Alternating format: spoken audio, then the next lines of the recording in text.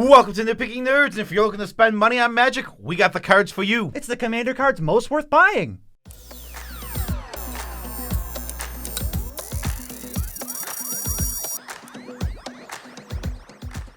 I'm your host, Joe Cherries. I'm your host, Beezy, and that makes us the Nitpicking Nerds, joined by Amber this time. Very rare occurrence these days, but we've got a channel which is supported by patrons, which you can become a member of by using the link in the description. Yes, if you become a patron, we will love you as much as we can without making you uncomfortable. Remember that? Yeah, we're bringing that back. We love all of our patrons, especially Ryan Kelly, whose patron video is this one. And Ryan's not uncomfortable at all, especially after that wonderful introduction. It was so perfect. Like, I don't think I stammered or stuttered. No, there was none of that. You stuttered on the word stutter. I didn't. No, it didn't happen. Or stammered on the word stammer. Stammer on the stutter.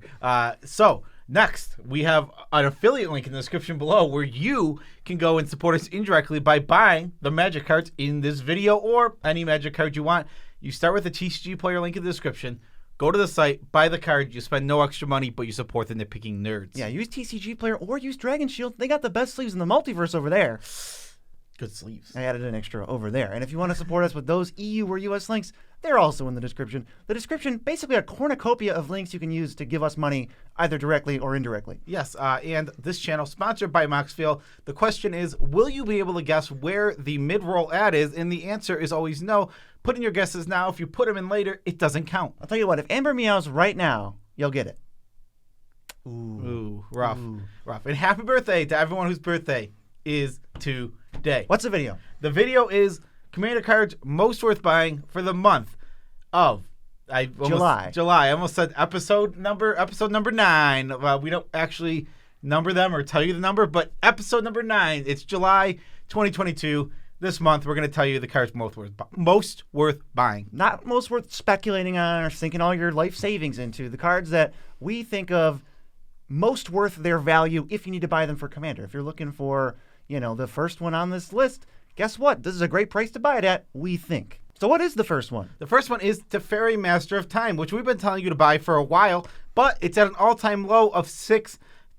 It's a 4-mana Planeswalker, pluses to, loot, draw, discard, minuses to phase something out, and ultimates to time stretch, which is take checks returns. But Planeswalkers only plus once per turn cycle, Joe. That's the one thing that Teferi does that is really weird and not a normal Planeswalker. It can activate as though it had Flash or something like that, something along those lines. So you can plus once each turn, meaning this ult in 1.5 turn cycles. It's basically just not a Planeswalker because it gets its card value like almost guaranteed. You can protect himself by, first of all, plussing at least once or twice. And then if something's coming at him and you can't block, just phase it out and then he won't die and you can just keep plussing until you hit the ultimate, which is so backbreaking. Time stretch is basically I win. This is a $6 card somehow. It might be the best Planeswalker in, casual Commander.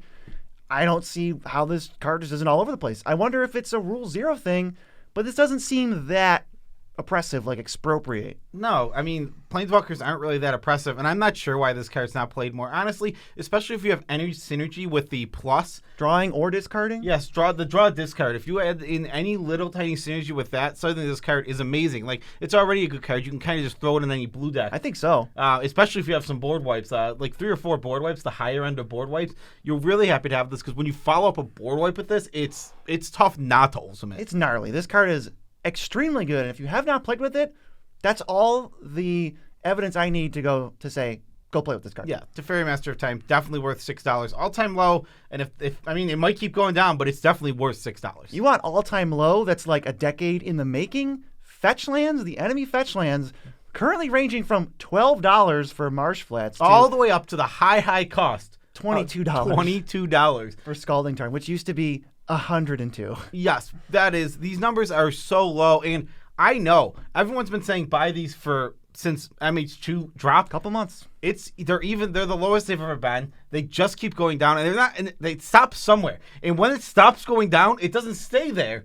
It's gonna go up because Fetchlands are extremely sought after. They are the best lands in any format. They are legal and probably the best lands in the entire game. I don't even think it's remotely close. Yeah, if you told me you're going to quit Commander next week, this is the most relevant item on this list still. Yeah, exactly. Because if you're going to play Magic still, you still need Fetchlands for every single format, and some of them being $12 is just like, wow, get them now, because it like I said, there is a point where these start going back up. I don't know when it is. I don't know if this is the all-time low, or this is the all-time low for them, but I don't know if they stay this low or how long they stay this low. Could they go a little lower? Maybe, but I'm going to tell you right now that you will regret it in 3 months if they're tripled in price. Or a year. Or doubled in price. It's so easy for these to go up. They're so sought after. There's a reason me and Beezy have like 70 Fetchlands just sitting in our binder, because we're not trading these. We're not getting rid of these. We're actively picking them up. They're good gameplay investments, not like financial investments, although these may be,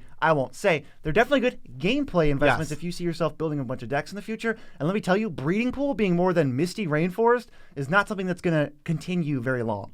All right, we're right after the release of Double Masters, so you know some Double Masters cards are definitely going to be worth buying. First one we have for you is Smothering Tithe, all the way down to $28, a $22 drop from what it was. It was up at $50.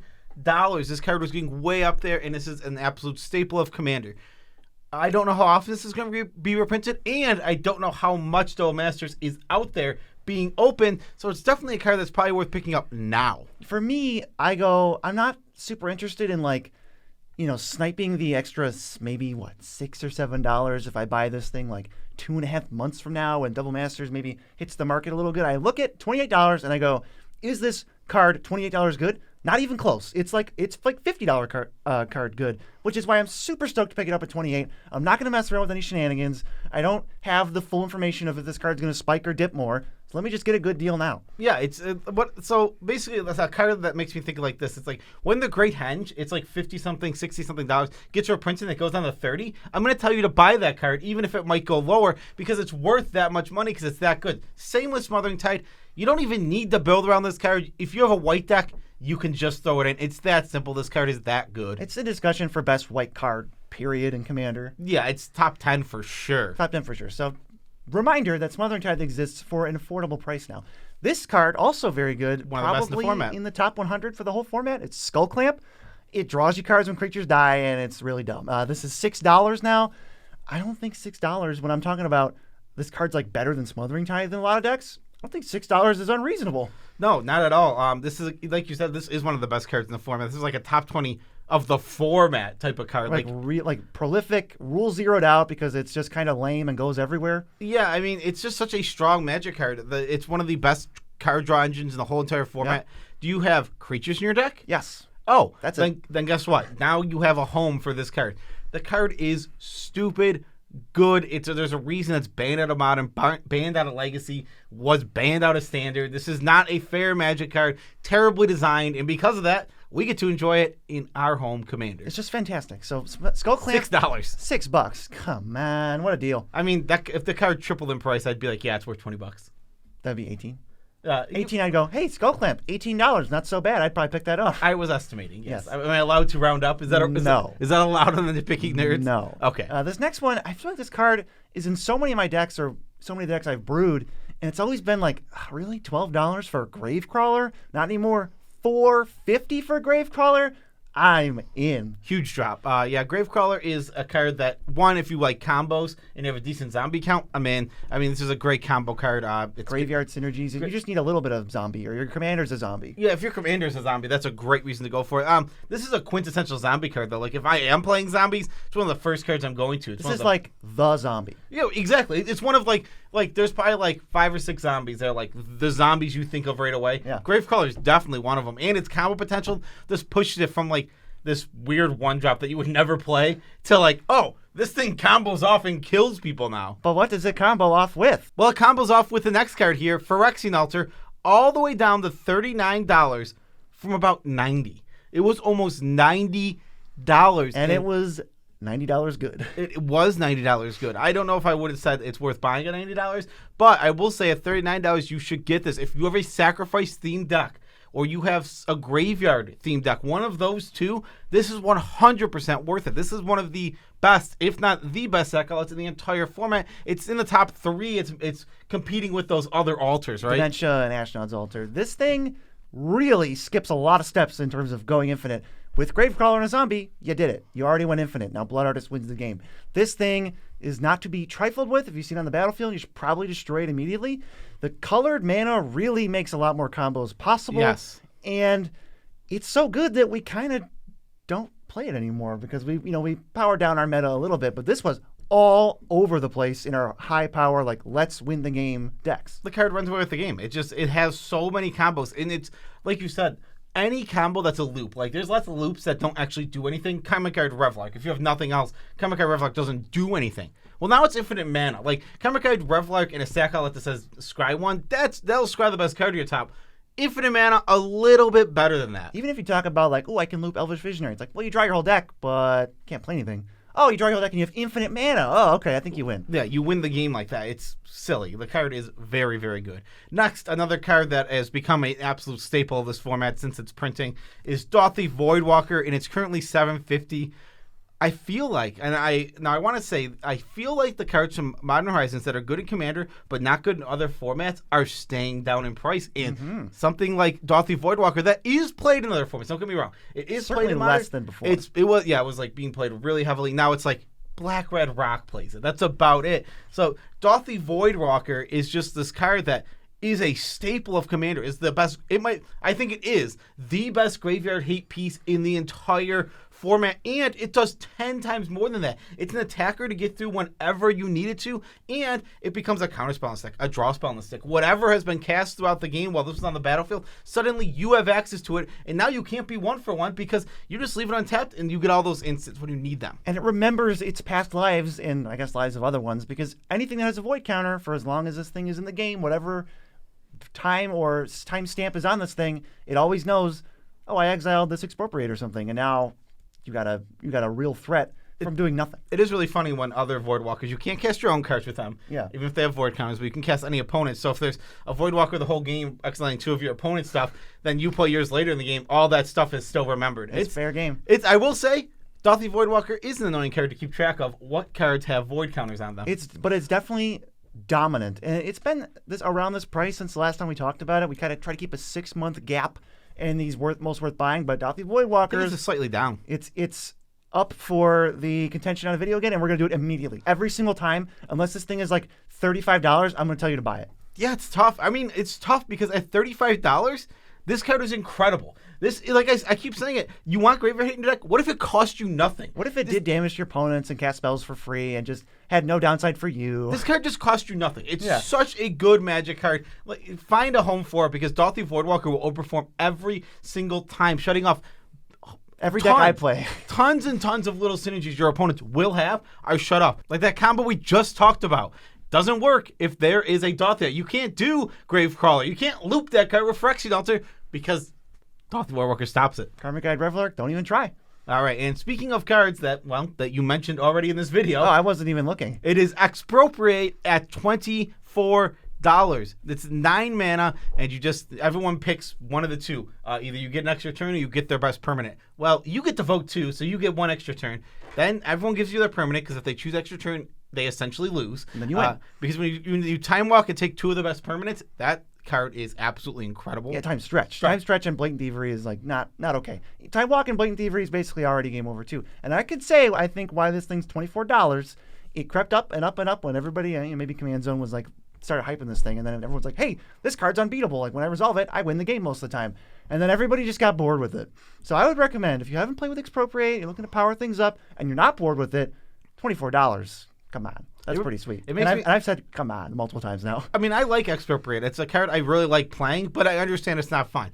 I always tried to put it in the deck and always tried to have it in the deck, but as we zeroed more stuff out and we started playing more fair, less annoying combo decks. More games where your decisions matter? Yeah, exactly. More games where your decisions matter. Expropriate it got cut. It didn't make it. And I'm never going to tell you to cut this from your deck for a power perspective. No. It's $24 good by about a mile. It's probably $50 good. It's one of the best top-end cards you could be playing in the entire format. $24 good, not $24 fun. It's definitely not $24 fun. It's probably about $1 fun. It's a bulk bin rare fun. Number 9. These are numbered. They always have been. Path to Exile is $2, but it used to be $5. $10, but it used to be like 7 to 8 for years, and they're finally starting to print this thing at about the rate they print Swords to Plowshares. So if we need a second Swords to Plowshares, Path to Exile is now worth it. I love that this is becoming a budget card. That's where it really needs to be for Commander, I think. I think it's a great budget card. Usually if I have access to everything, unless I'm in mono white, I tend to avoid Path to Exile. But on a budget, I'm in. So for $2, when I'm building my budget decks, I'm in. I'm in for Path to Exile. Is a great removal spell. First, you get Swords to Plowshare. So when you're building a white deck, throw in your Swords to Plowshare. You picked a white commander. The first card you put in, Swords to Plowshare, Soul Ring. You put those two in, and then you go, Path to Exile, because I can afford it now. Yeah, I think decks that are maybe looking to use it as weird rampant growth, if you make a bunch of tokens and you don't really care what happens to them, Path to Exile is all right. It's got other modes, but I still wouldn't play it over Swords. But it's $2, so do with that information what you will, including buying the card. Number 10 here is Kobolons Command, a bunch of options, and they're all 2-for-1s. You shock something, you make somebody discard, you destroy an artifact, or you bring back a creature from your graveyard to your hand. It was like really expensive, kind of because it was a pseudo-modern card. So it wasn't really a card anyone was going to pick up for EDH because they're like, ew, inflated modern prices. But now it's $350. Yeah, this is another one of the double Masters reprints coming in. Just drove the card back down. I don't think there was a high demand for this card, really, especially because it was falling out of Modern. And now that there's a ton of extra, we got a nice $350 card that's totally reasonable. That's what I want to spend on this card in Commander, because up at $12, $13, $14, it's like it's a good Commander card. It's pretty good. I don't know if I want that, especially because I'm already in 2 colors, possibly 3 colors. I don't necessarily need this. Maybe I want it, but at $350, much, much more worth it. Yeah, if you're just on no budget building the best deck you can, this probably makes some of your decks. But if you're on any budget at all, you start to get to where I'm not paying $14 for this. Come on. Yeah, I mean, if you're on a budget, $350 is such a reasonable price comparatively. It's like a third of what it used to be, so that's pretty sweet. Number 11 is another card that we keep recycling whenever we soonest possibly can, and what is that? This is Druid Purification. 4 mana for 2/3. The stats don't really matter at all, actually. But when it enters the battlefield, you choose an artifact enchantment you don't control. Then each opponent does the same, and you destroy all of those. This card is bonkers. It's over the top good, and I have never seen this card underperform. It is absolutely amazing. It destroys the 4 best artifacts and enchantments you don't control almost every time. Without targeting. Without targeting on top of that. This card is so silly. If you have not been playing this in your green decks, especially your green-based creature decks, you're doing it wrong. This card is incredible. I think it is straight up better than Reclamation Sage. A better Magic card than Reclamation Sage, and that is a staple of this format. People just try to tell me, they're like, I don't like Druid Purification. It can blow up in your face. No, it can't. The worst possible scenario is the entirety of the other table conspires against you and gives up value to make you spend 1 more mana on Reclamation Stage. To me, that is not a big deal. And I've played this card at least 35 times, and I've never had nobody do it. I've never had nobody do it. I've seen people try and make deals, but then it blows up in their face anyway. I literally saw someone turn to their friend and go, "Don't blow up my thing, we'll blow up your thing." And they both said no, and then the 4th person just went, "I'll blow it up then." Yeah, I'm not in part of this. It's I want that dead. I don't care that I'm losing a thing. That's sunk cost if you are so worried about it. It's like, just blow up the threat for free, do it. And I love that if you're kind of not even super into the politics thing, it just is, okay, does this resolve? Great. ETB, no responses? Great. Everything that is about to be chosen will die? Doesn't matter. It doesn't target, there's no spot to respond, they're just dead. Exactly. The card is excellent. You should be playing this in your green decks. If you want to just switch out for Reclamation Stage, say you just have 1 slot, do it, and you will see how much better this card performs. Give us the experiment at least, because this thing plays... It's one of the best green cards. It just is amazing. It's one of the best. It's definitely one of the best green removal spells in the entire format. That is unquestionably true. Unquestionably true from our perspective. Please try this out. Please try it out. It's so good. Okay. Next, we have Anger, which is $3. This is it's a 4 mana 2/2 with haste. But if it's in your graveyard and you have a mountain, that's when you get some good stuff. All of your creatures have haste. Way more in for this card. If you have any synergies, any ways to put this in your graveyard, it is an amazing Magic card. If you have to cast it to get in your graveyard, no, bad Magic card. Mediocre. Don't do that. Entomb it. Buried Alive it. Put it in your graveyard anyhow. Discard it to... Faithless Looting. Faithless Looting. Put it in your graveyard, and this is a free way to give your team haste that is hard to interact with. Can't be destroyed. You have to exile it out of the graveyard. Exactly. It's much more difficult than anything it's going to sit on the board. There's lots of stuff, as a Hammer of Perforce. It'll sit on the board, it'll give your team haste, but it's much more easy to interact with than this thing that's sitting in your graveyard. Now, obviously, we have the Scavenging Oozes. We talked about the Dorothy Voidwalkers that'll exile them. Kind of, but if Anger's already in the graveyard, Dorothy's not doing anything. Yep. How many ways to exile cards from graveyards do you have in your deck? Like 2? 2, 3? 3. How many removal spells do you have? Like 12, 13? Well, Anger's dodging all those, and you're going to have to find some of the weirdos like Scavenging Ooze. Yeah, Anger is a card that, again, I'm a huge fan of it as long as you find that way to put in your graveyard. That's all you need to do. Because once you find that way to toss in your graveyard, this card becomes amazing. A 0 mana. You play a turn faster. 0 mana, your team has haste, which is obviously amazing. It just feels like you're accumulating enough value to make me say this is like an extra turn. Yeah. If my creatures attack a turn sooner every time, that's like big time value.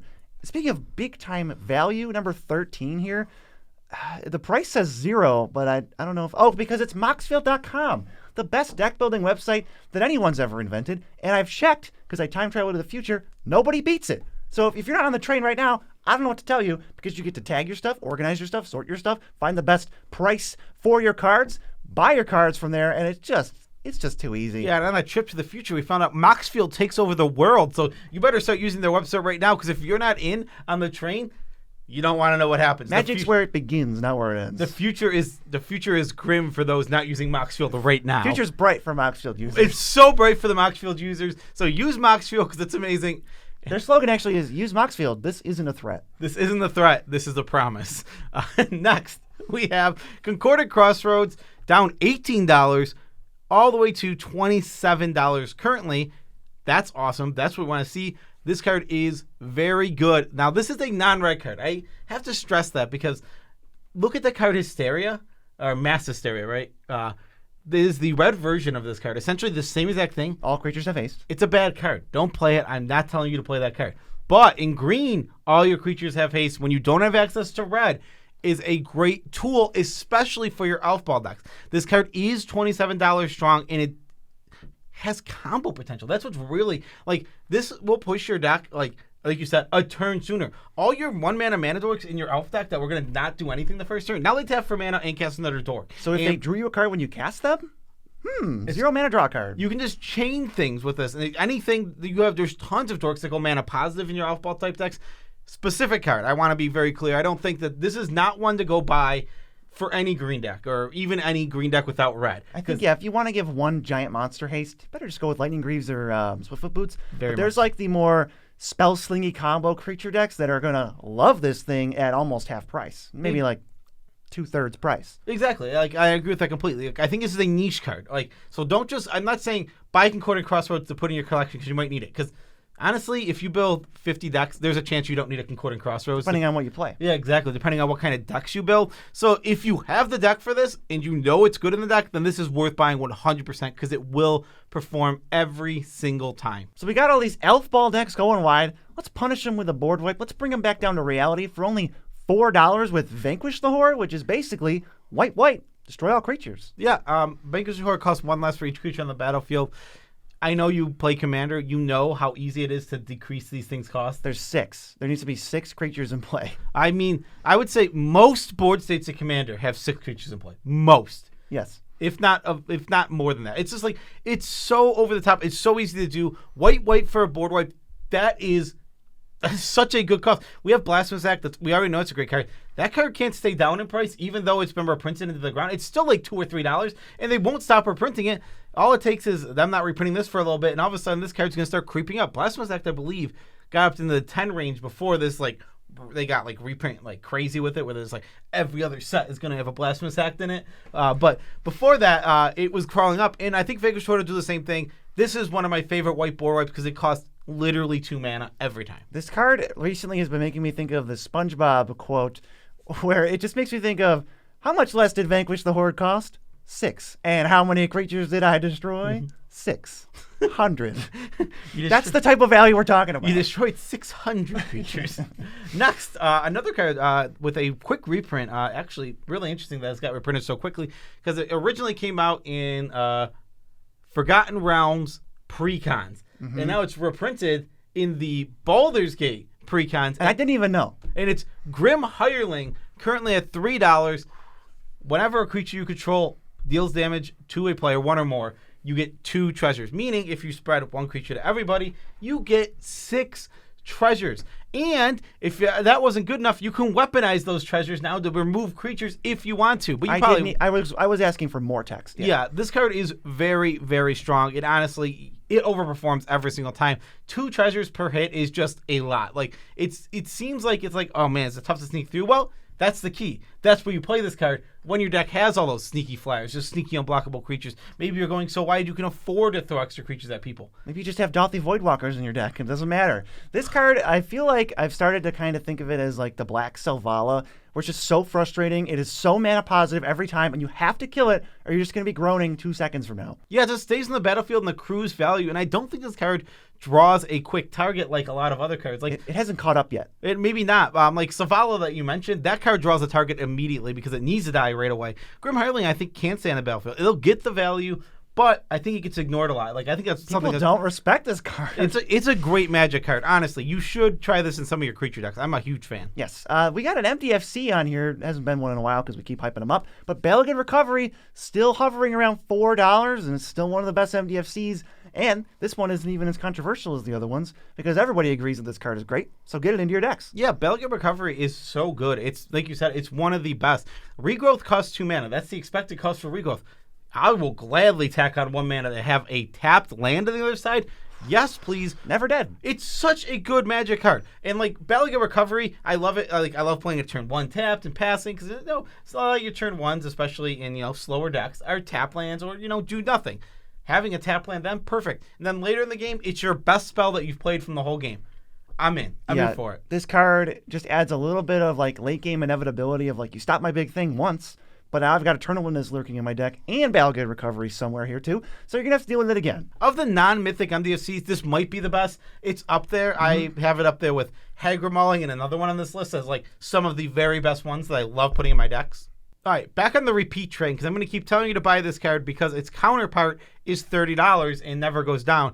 It's Yavimaya, Cradle of Growth, and it's currently $8. Its counterpart being Urborg at $30. One of the best lands, One of the best lands, period. If you're playing green, this isn't auto-include. This is so simple. I'm putting this in my deck every single time. It has a million little utility things.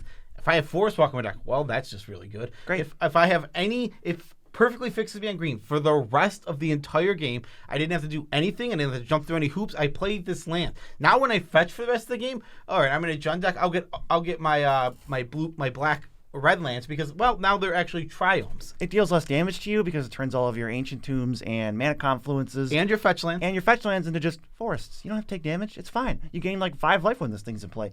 I don't even need to. We don't need to go too much over all the reasons that Urborg / Yavimaya is good. And there doesn't need to be a green Cabal Coffers for this card to start spiking up. It's just amazing.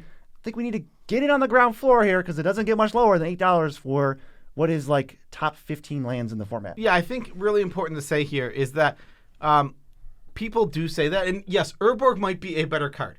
It's not better by much. If it's the better card, here's Yavimaya hanging out right below it because these cards are so similar in power level. This card is amazing. You should play it. What non-mono black deck that is black doesn't play Urborg? None. And what non-mono green deck isn't playing Yavimaya? I have it in a mono green deck because it was still good. It's just a great Magic card. Yep. Let's go to number 18. It's more lands. And I don't know what to call them, but we're going to say trioms from the Streets of New Capenna. So the Xander's Lounge cycle with cycling. They're all tapped lands that have 3 types, so they're the most fetchable things in the universe. And they range between $6 to $11. Yeah. So with these, the old trioms are up to $10 to $17. From Ikoria. And these are going to go up with them. And we don't know how often these will be reprinted. They're worth having. I think this is specifically you want to have either a cycling deck, but that's very specific, or fetches. If you have the Fetchlands, these are like the next thing to go to. Or like Farseek Wood Elves. You just need to have things that can fetch these up and actually get them. Actually, Knight of the White Orchid also going to be able to get these. you need those kind of things.